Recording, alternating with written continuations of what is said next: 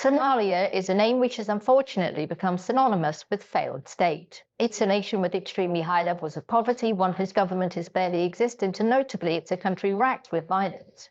But how did this come to be? Why did Somalia fail? So, as of 1945, Somalia, like most of Africa, was under European control. It was divided into two areas, British Somaliland in the north and Somalia to the south and east. This was also run by Britain at this point, who had taken it from Italy in the Second World War. Now, Britain's first instinct was to ask the brand new UN, maybe we could keep it, but the Somali people were pretty sick of Europeans, and the UN said no. And thus, it was run by the British, who allowed for the establishment of political parties, and under orders from the UN, it was passed back to Italy in 1950, on the sole condition that they give it independence within 10 years. And in 1960, both the British and Italian Somalilands were given independence, and very soon afterwards they united into the Somali Republic. But first, the Republic functioned well. The people of Somalia had free elections, freedom of speech, and the economy was growing. However, there were two major issues which plagued the Somali Republic. The first was that politics was dominated by the deeply entrenched clan system, and as a result became fairly partisan. And the second was the idea of Greater Somalia.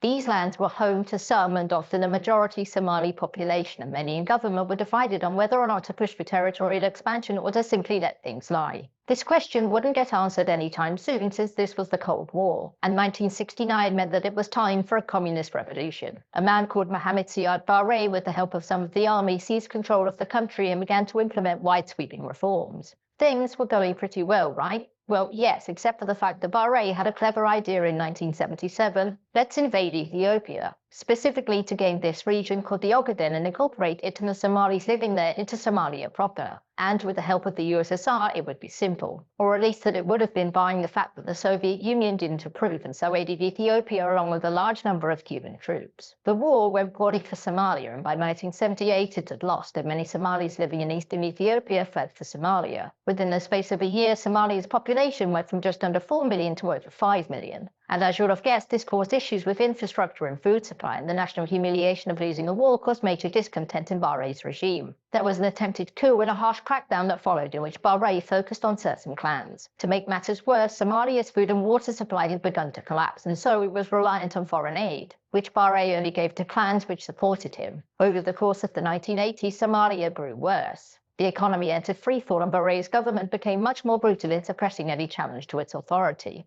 This led to growing armed resistance by the sideland clans, and by 1990, civil war. Most of Somalia fell to the rebels pretty quickly, and by 1991 Bahrain had fled the country, never to return, and also northern lands here declared independence as the Republic of Somaliland. And whilst many clans had put aside their differences to ask Bahrain, now that he was gone, there was nothing keeping them together, and so, civil war.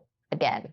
Or still. As you all know, things didn't get much better after this. American and UN intervention did nothing to help, and Somalia's state only got worse. Law and order had completely broken down, meaning jobs that provided food were no longer safe, and meant controlling aid was the quickest route to power, meaning that Somalia was never given the opportunity to get